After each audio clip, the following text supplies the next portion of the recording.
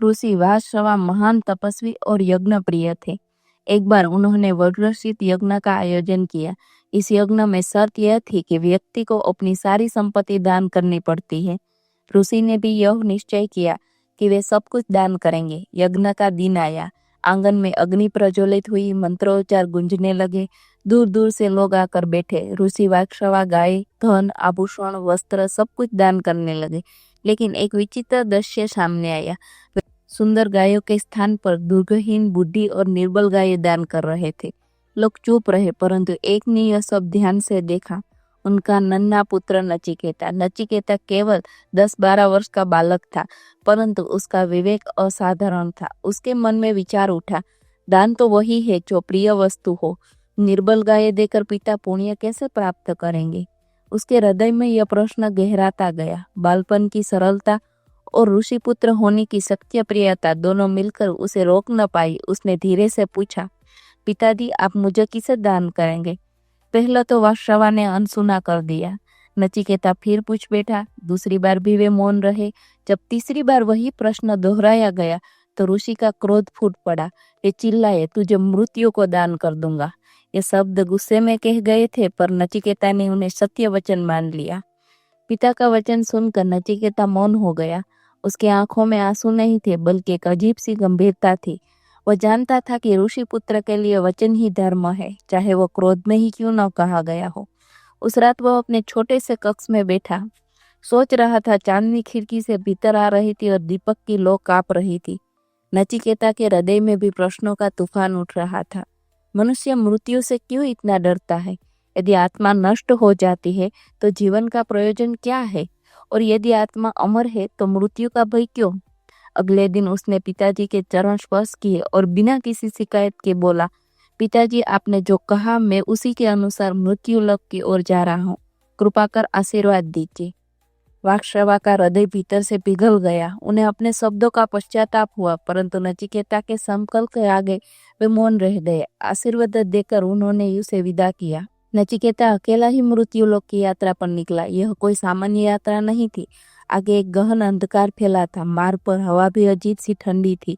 पेड़ सूने खड़े थे, मानो समय रुक गया हो।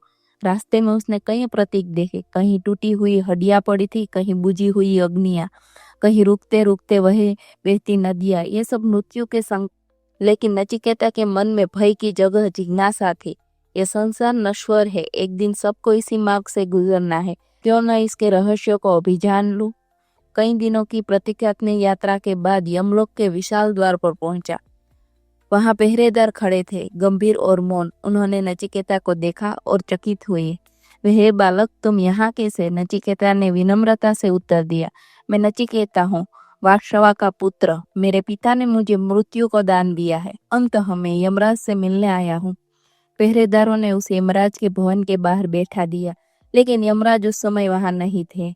नचिकेता ने द्वार पर बैठकर धैर्य धारण किया। पहला दिन बीता, न भोजन न जल। दूसरा दिन बीता, शरीर कमजोर हुआ पर मन और दृढ़ हो गया। तीसरा दिन बीता, अब उसकी आंखों में चमक और बढ़ गई थी। उसके भीतर बार बार एक ही विचार घूम रहा था, सत्य वही है जो मृत्यु के पार है। जब तक यमराज स्वयं न बताए मैं नहीं हटूंगा। 3 दिनों की तपस्वी प्रतीक्षा के बाद एक अद्भुत आभा से यमलोक का वातावरण भर उठा। भयंकर परंतु गंभीर स्वरूप वाले यमराज अपने रथ से उतरे। उनके साथ काल पुरुष और गण खड़े थे।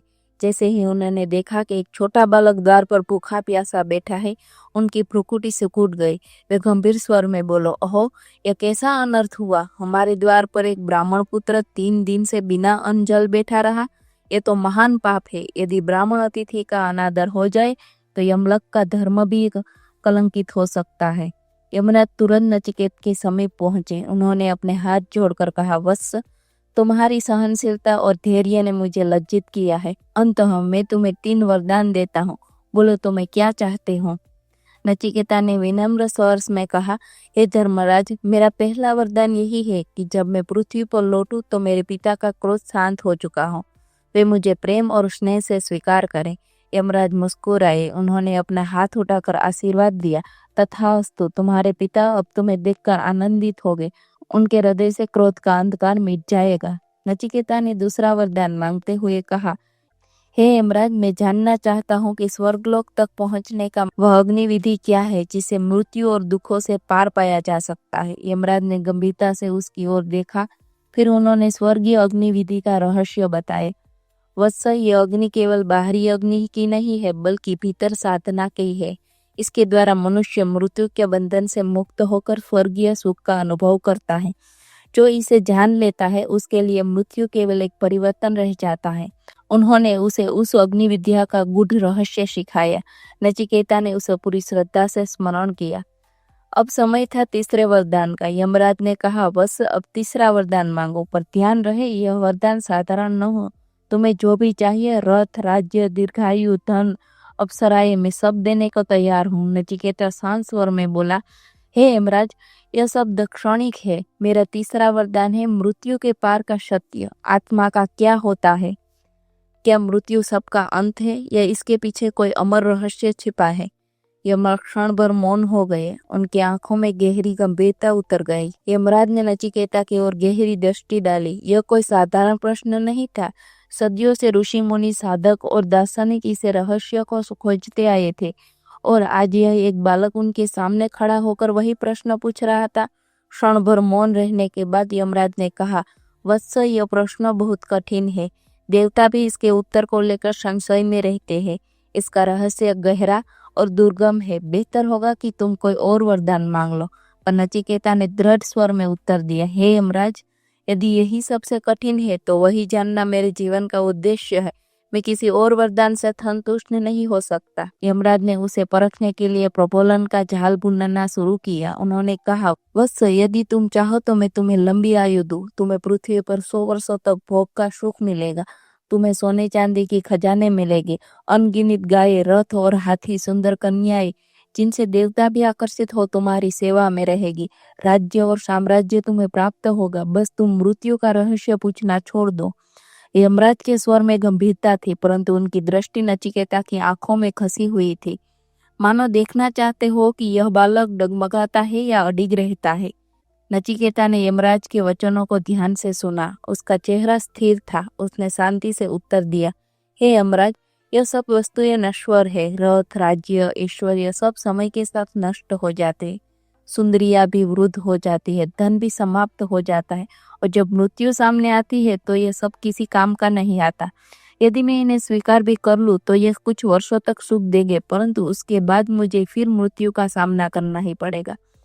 मैं उस सत्य को जानना चाहता हूँ जो मृत्यु के पार है। मुझे क्षणिक सुख नहीं, शाश्वत ज्ञान चाहिए।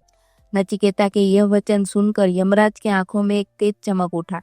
वे समझ गए कि यह बालक परीक्षा में सफल हुआ है। उन्होंने गंभीर स्वर में कहा, वत्स, तुमने नश्वर की अपेक्षा शाश्वत को चुना है। यह मार्ग दुर्बल है, बहुत कम लोग इसे चुन पाते हैं। अब मैं तुम्हें वही सत्य बताऊंगा जिसे जानकर मृत्यु का भय सदा के लिए मिट जाता है। यमराज ने अपना आसन ग्रहण किया। चारों ओर गहरा मौन छा गया। अब प्रारंभ होने वाला था आत्मविद्या का उपदेश, जो मानव जीवन का सबसे बड़ा रहस्य है। यमराज ने गंभीर स्वर में कहना शुरू किया। चारों ओर एक गहरा सन्नाटा था। नचिकेता सामने हाथ जोड़े बैठा था। उसकी आंखों में बालपन की निष्ठुर जिज्ञासा थी, लेकिन भीतर आत्मा की गहराई से सत्य को जानने की प्यास चल रही थी। यमराज बोले, वत्स नचिकेता, सुनो, मृत्यु का रहस्य साधारण नहीं है। मनुष्य इस शरीर को ही अपना मान लेता है। जब शरीर बूढ़ा हो जाता है, रोगग्रस्त होता है और अंततः नष्ट हो जाता है, तो वह सोचता है कि सब कुछ समाप्त हो गया, परंतु सत्य इससे कहीं बड़ा है। शरीर तो केवल एक वस्त्र है। जैसे मनुष्य पुराने वस्त्र उतार कर नए वस्त्र पहन लेता है, वैसे ही आत्मा भी पुराने शरीर को त्याग कर नया शरीर धारण कर लेती है। आत्मा कभी जन्म नहीं लेती और कभी मरती भी नहीं। यदि अनादि, शाश्वत और मृत्यु इसे छू भी नहीं सकती। नचिकेता ध्यानपूर्वक सुन रहा था। उसने विनम्रता से पूछा, हे धर्मराज, यदि आत्मा अमर है तो लोग मृत्यु से इतना भय क्यों खाते हैं? क्यों एक प्रियजन को चले जाना इतना असह्य लगता है? यमराज ने उत्तर दिया, वत्स, भय और दुख अज्ञान से जन्म लेते हैं। जब लोग आत्मा और शरीर को एक समझ बैठते हैं, तभी मृत्यु का आघात असहनीय लगता है। जो यह जान लेता है कि प्रियजन का शरीर भले नष्ट हो जाए, पर उसकी आत्मा अभी भी अस्तित्व में है, उसे मृत्यु का शोक नहीं सताता। मृत्यु केवल शरीर का अंत है, आत्मा का नहीं। यमराज ने आगे कहा, आत्मा को न अग्नि जला सकती है, न जल भिगो सकता है, न वायु सुखा सकती है और न ही तलवार काट सकती है। यह सदा समान रहती है। यह अनंत, असीम और अजर अमर है। वत्स, जिस प्रकार आकाश बादलों से ढका होने पर भी अपना स्वरूप नहीं खोता, उसी प्रकार आत्मा भी जन्म मरण के चक्र में बंधकर भी शुद्ध और शाश्वत बनी रहती है। परंतु मनुष्य अज्ञान के कारण केवल बादलों को देखता है और आकाश को भूल जाता है। नचिकेता गहरी तन्मयता में से सुन रहा था। अब उसकी आंखों में भय नहीं था, बल्कि एक अनोखी शांति और उत्तराई थी। उसने अनुभव किया कि यह सत्य केवल तर्क नहीं है, बल्कि आत्मा की गहराई से निकलने वाली अनुभूति है। यमराज मुस्कुराए और बोले, वत्स, ये आत्मविद्या का प्रारंभ है। अब मैं तुम्हें और गहरे रहस्य बताऊंगा, जो केवल साधना और विवेक से ही समझे जा सकते हैं। यमराज ने अपनी गंभीर आवाज में कहा, वत्स नचिकेता, आत्मा के अमर होने का ज्ञान केवल सुनने भर से नहीं होता। इसे अनुभव करने लिए साधना करनी पड़ती है।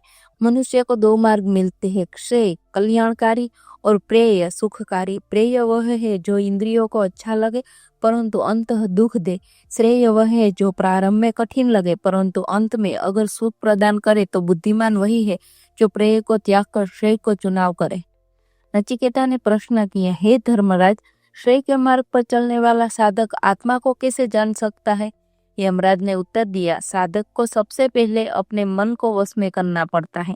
मन एक चंचल घोड़े की तरह है। यदि लगाम न हो तो यह इंद्रियों के पीछे भगता है। योग वही है जिसे साधक मन को नियंत्रित कर आत्मा की ओर मोड़ता है। ध्यान और संयम से मन शांत होता है। जब मन चुप हो जाता है, इंद्रिय स्थिर हो जाती है, तब भीतर की ज्योति प्रकट होती है। वही आत्मा है और वही अमृत है। यमराज ने आगे कहा, आत्मा को बुद्धि या तर्क से नहीं पाया जा सकता। यह तो केवल श्रद्धा, भक्ति और साधना से प्राप्त होती है। जिसका मन पवित्र हो, जिसका हृदय सत्य की प्यास से भरा हो, केवल वही आत्मा को देख सकता है। वत्स, आत्मा का अनुभव ऐसा है जैसे कोई गहरा संगीत भीतर बज रहा हो, जैसे कोई शाश्वत प्रकाश हृदय में जल रहा हो। जो इसे देख लेता है उसके लिए मृत्यु का भय सदा के लिए मिट जाता है। यमराज ने अपने हाथ से एक रथ का चित्र बनाते हुए कहा, समझो कि यह शरीर एक रथ है, इंद्रियां इसके घोड़े है, मन उसकी लगाम है, बुद्धि सारथी है और आत्मा उस रथ का स्वामी है।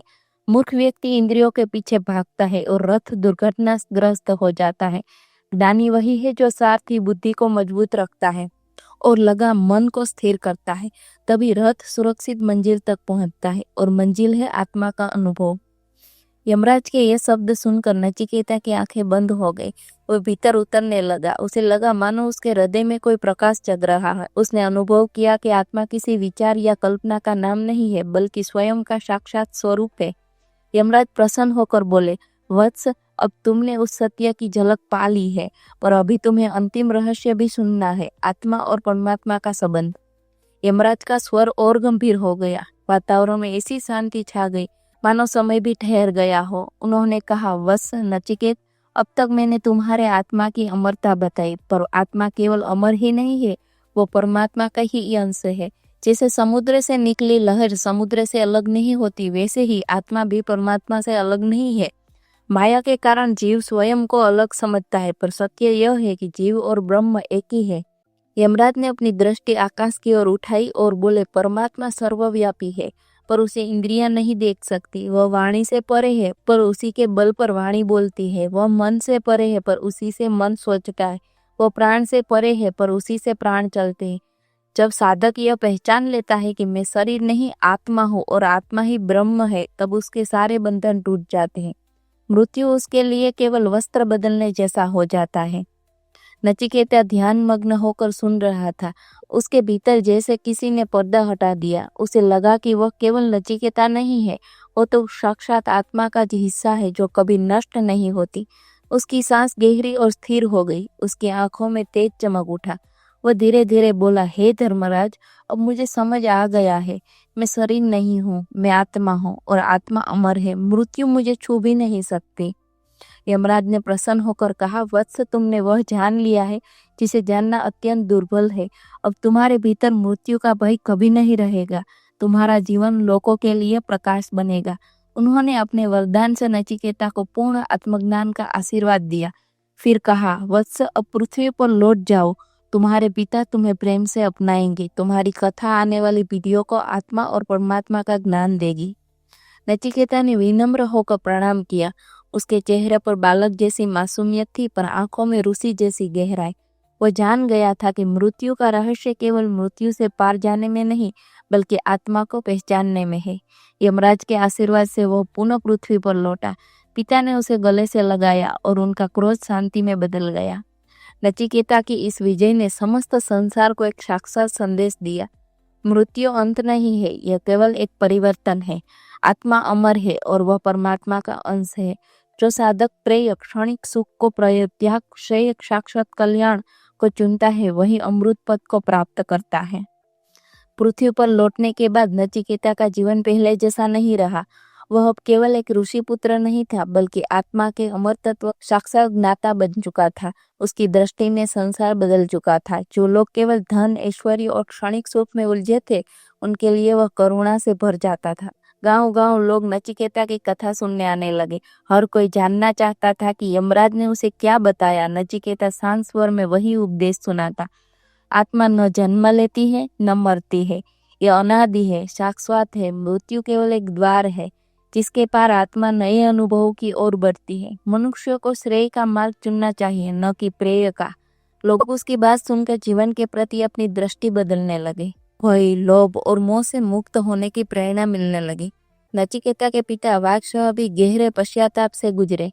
उन्होंने अपने पुत्र को सीने से लगाकर कहा, वत्स, क्रोध में मैंने जो कहा वो मेरे लिए कलंक था, परंतु तेरे धैर्य और सत्य की प्यास ने पूरे वंश को पवित्र कर दिया और आज तू ही मेरा सबसे बड़ा गुरु है।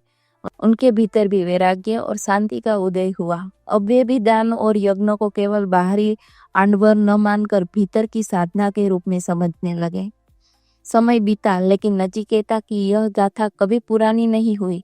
ऋषियों ने इस संवाद को संकलित किया और यही बन कठोपनिषद। ये उपनिषद वेदों को ही एक अंग है और आज भी आत्मा और मृत्यु के रहस्य पर सबसे गहन ग्रंथ माना जाता है। नचिकेता की दृढ़ता यह सिखाती है, प्रश्न पूछने से मत डरो। सत्य की खोज में धैर्य और साहस चाहिए। जब संसार क्षणिक सुख दिखाकर हमें बहकाता है, तब भी शाश्वत सत्य का चुनाव करना ही असली जीत है। आज भी जब कोई मृत्यु से भयभीत होता है, जब कोई प्रियजन के बिछड़ने पर शोक में डूब जाता है, तो नचिकेता की यह गाथा उसे याद दिलाती है कि मृत्यु अंत नहीं है, आत्मा अमर है। जिसने आत्मा को पहचान लिया, उसने मृत्यु पर विजय पा ली। नचिकेता केवल एक बालक नहीं था, वो मानवता के लिए अमर संदेश बन गया। उसकी जिज्ञासा ने संपूर्ण संसार को आत्मविद्या का वह प्रकाश दिया जो युगों युगों तक राह दिखाता रहेगा। और यही है इस गाथा का मूल संदेश। प्रेय को चुनो, प्रेय को त्यागो, आत्मा को पहचानो, मृत्यु से मत डरो। जो आत्मा को जान लेता है, वही सच्चा मुक्त होता है।